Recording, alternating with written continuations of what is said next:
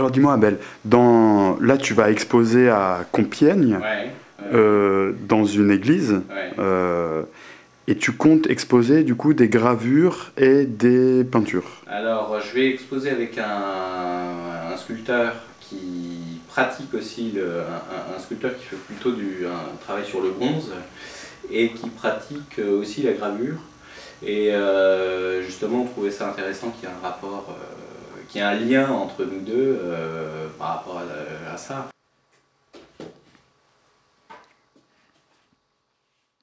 Voilà, tu me demandais voilà l'esquisse. Ah oui, alors ça c'est une esquisse au crayon. Voilà, la mise en place, tu vois, et du coup,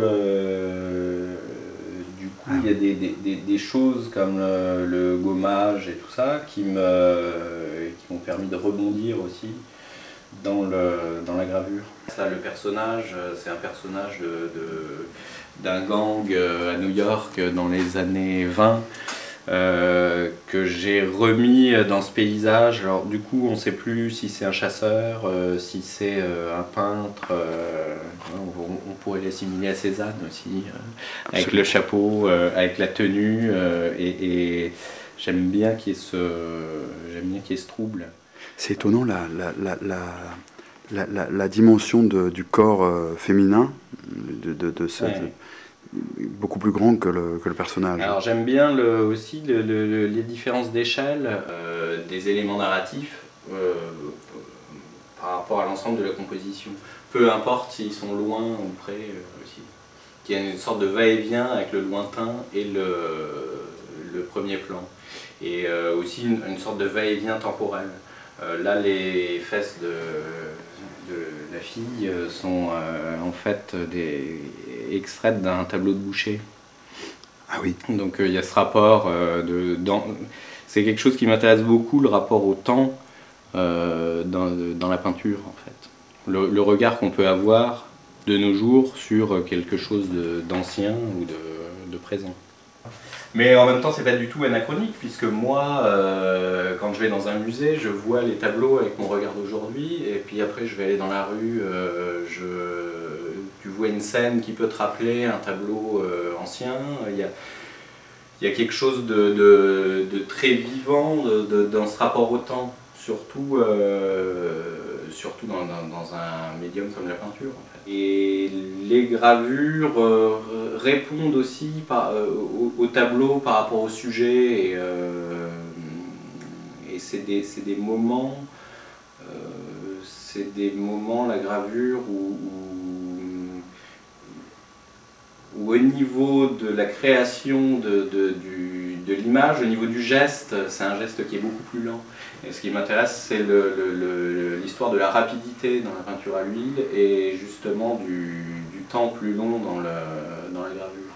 C'est pour ça aussi que je m'astreins en gravure à ne pas faire d'aquateinte. En fait, je fais juste de l'eau forte, mais avec une aiguille, avec une pointe très fine. Du coup, si je veux un noir, il faut vraiment que je charge, et ça prend pas mal de temps. et tu aimes ça, cette différence de traitement justement dans la gravure et dans la peinture, le fait que ça prenne beaucoup plus de temps en gravure, du coup? Ouais, ah bah oui, oui, oui, c'est exactement l'opposé. On a un geste qui est très ramassé je travaille même avec une loupe, donc c'est très concentré sur une toute petite surface. Alors qu'en peinture, on va avoir un geste qui est plus large et c'est l'opposé. Ce qui m'intéresse, c'est justement cette opposition.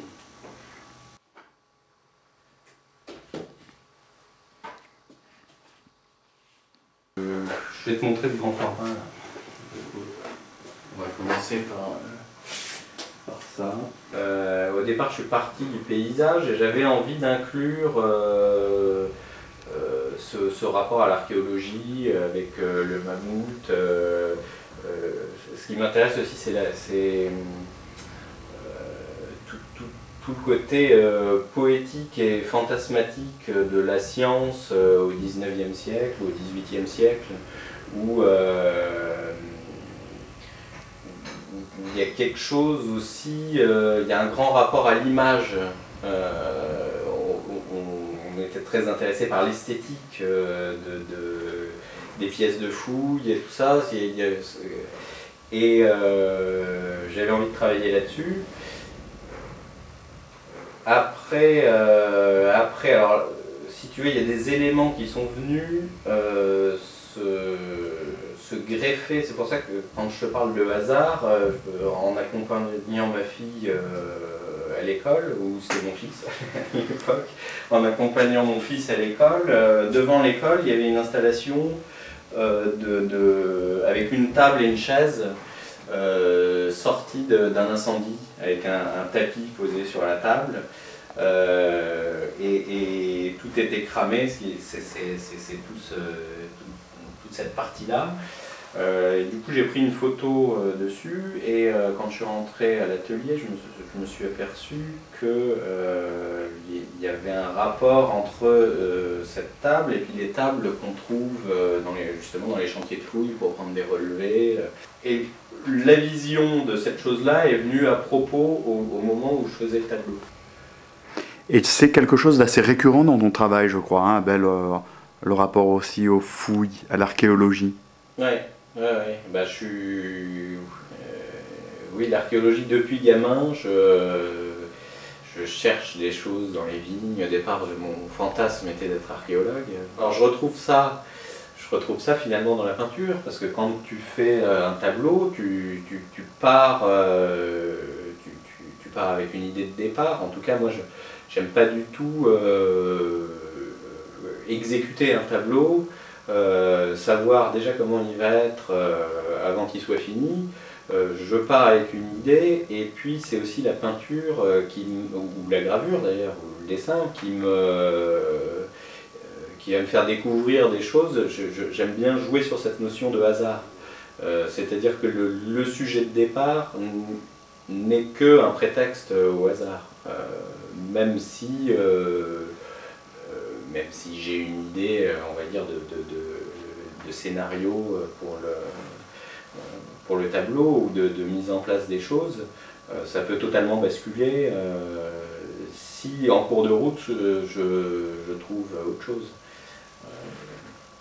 C'est par exemple le cas de ce tableau là, qui est au départ un portrait, et c'est un portrait avec une masse de cheveux assez importante, et cette masse de cheveux s'est transformée en une espèce de montagne comme ça. Alors on sent qu'il y a un fantôme en dessous, et puis il y en a un autre qui revient par-dessus, un personnage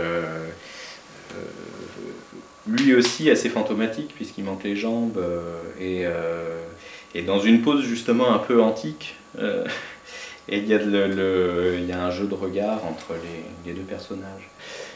Il y a aussi ce moment où il faut savoir s'arrêter dans un tableau. Il y a quelque chose dans le temps qui est très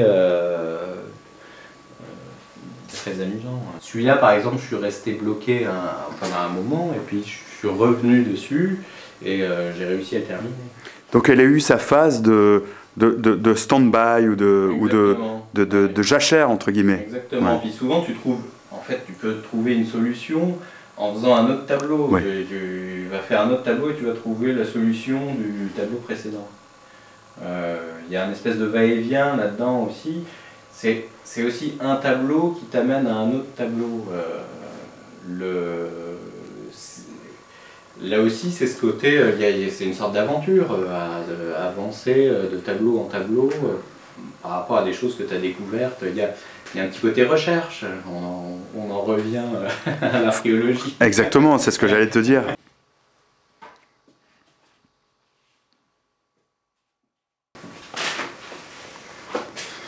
Celui-là, il s'appelle archéologie, justement.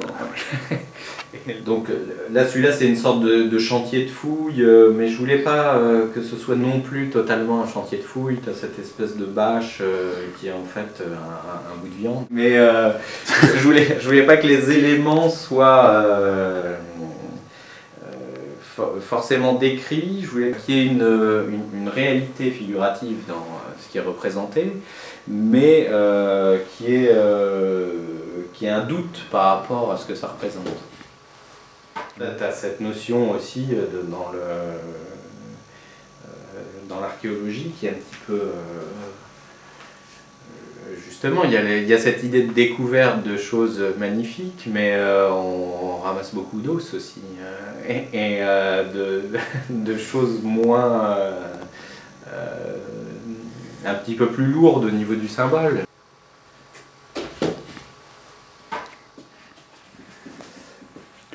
En gros, tu vas exposer combien de toiles à peu près Je pense 4-5 grandes. Là, je suis en train de regarder justement un petit peu par rapport aux espaces, par rapport aussi à comment organiser avec le sculpteur.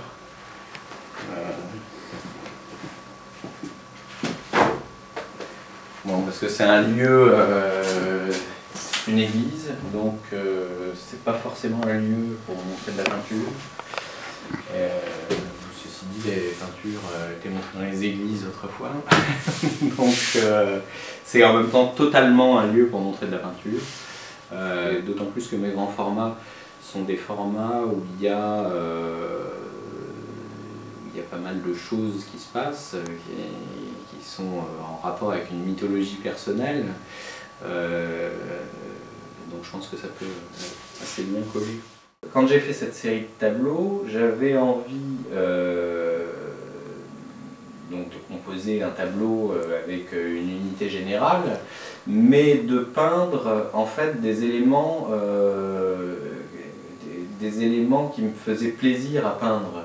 Et donc la hiérarchie là aussi de l'échelle ou des zones plus détaillées que d'autres, elle vient d'une envie de peindre certaines parties plutôt que d'autres. C'était un peu le but du jeu dans cette série-là. C'était de me laisser de construire un tableau finalement sans idée préconçue au départ, de partir d'un élément et puis d'assembler des choses un peu comme un rébus, mais qu'au bout du compte on ait une homogénéité dans l'image générale. D'où le temps nécessaire du tableau, que ça prenne du temps, c'est important d'une certaine manière, parce qu'il faut qu'il se passe des choses dans le temps où tu le peins, et que même tu puisses vivre des choses qui vont venir féconder ta peinture en cours de route. C'est ça. Donc l'idée que par exemple des tableaux comme ceux-là prennent du temps, ça fait partie intégrante de ton processus créatif. Oui, bien sûr. Le temps, pas le temps d'exécution, je peins assez vite. Moi. Oui, c'est justement le temps entre les phases de travail. Je vois. Alors ceci dit, j'aime bien peindre les choses d'un coup. Je vais, quand je fais la tête ou quand je fais le sanglier, j'aime les faire en une seule fois. J'aime pas revenir plusieurs fois parce que j'aime que les pâtes arrivent à se mélanger d'une façon assez naturelle, qu'il y ait pas, que tu reviennes pas par-dessus quelque chose de sec, parce que sinon ça donne quelque chose de très plaqué et de très plâtreux. Si je veux retravailler par exemple le paysage, je vais le retravailler d'ensemble, je ne vais pas apporter des touches les unes après les autres un jour sur l'autre.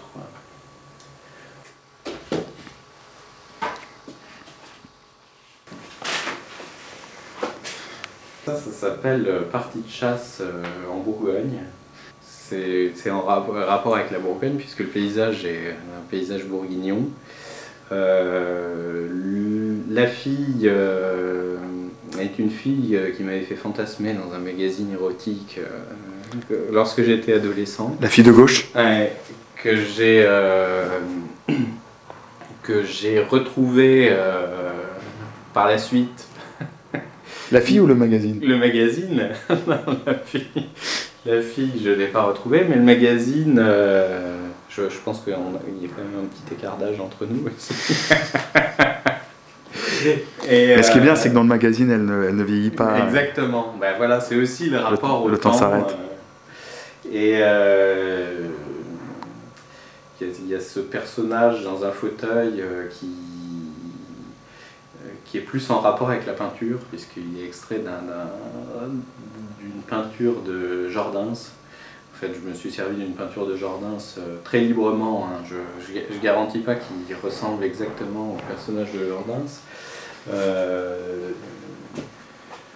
Mais il y a ce rapport aussi du temps et du mélange de l'image peinte, de l'image photographiée, tout ça lié avec les animaux, la Bourgogne, où j'ai plusieurs fois vu des scènes de chasse que je trouvais très belles picturalement. Bah, il y a une espèce de puissance, je ne suis pas du tout chasseur, hein, mais il y a une espèce de puissance de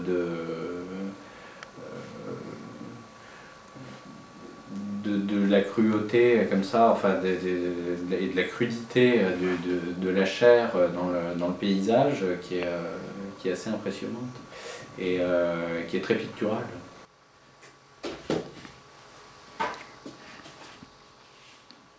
Ça s'appelle comment, celle-ci? Et celle-ci, elle s'appelle Banlieue Scarabée. Où il y a cette notion, on ne sait pas justement là au niveau temporel si on est dans le futur ou si on est dans une espèce de passé, si la nature a repris ses droits par rapport à cet immeuble, ou inversement, si on commence à construire quelque chose dans un endroit un peu sauvage. Et ce qui m'amusait, c'était cette espèce de scène temporelle. Alors on ne sait pas si on est sur un tournage de film, si on est une sorte de fête déguisée, et puis ce personnage a quelque chose d'assez inquiétant aussi. Je voulais qu'il y ait une partie très lisse au niveau formel par rapport à la végétation, d'où cette espèce de scarabée carrosserie qui est une sorte de voiture écrasée mais très librement interprétée. Et là, si tu veux, c'est plus la matière qui a conditionné la forme. Puis on a l'impression qu'il y a un œil, peut-être une bouche. Ça, après,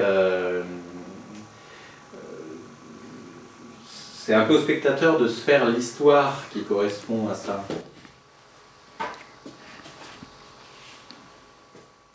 Alors, je peux te montrer aussi. Ça, c'est quelque chose de plus récent, c'est ma dernière série. C'est beau ça aussi. Superbe. Ce qui m'amusait aussi dans cette série, c'est de reprendre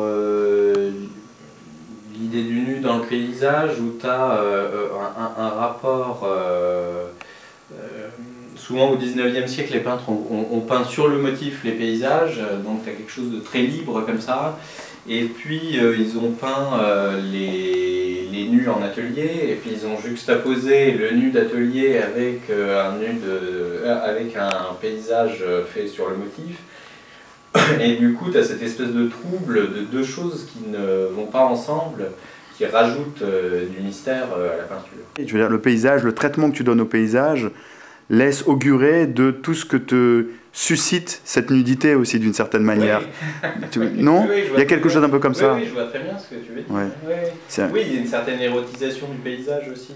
Oui, c'est ça. Le contraste est vraiment là entre le paysage un peu assez violemment peint finalement. Un paysage pulsionnel. Oui, c'est vrai. Voilà, exactement. Ouais.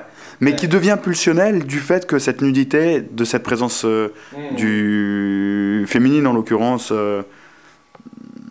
oui.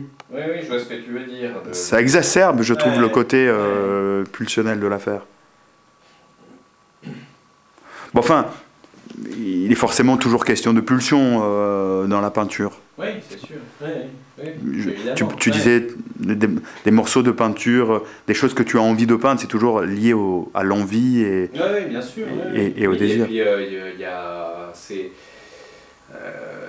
c'est donner une chair à quelque chose d'impalpable de la vision, qui est pas du tout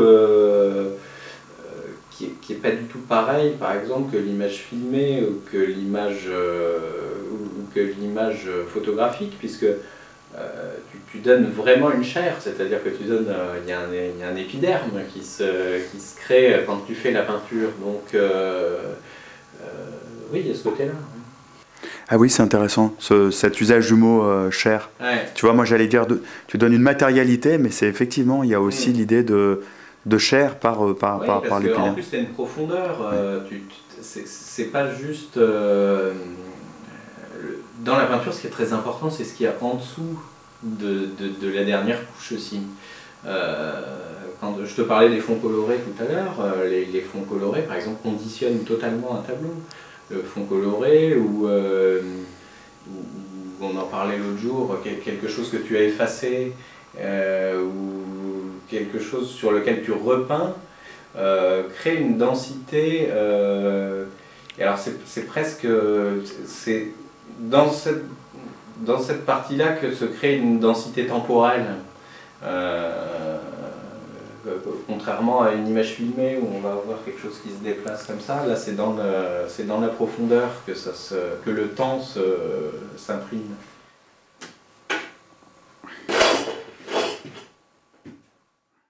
Bon, j'ai obligé de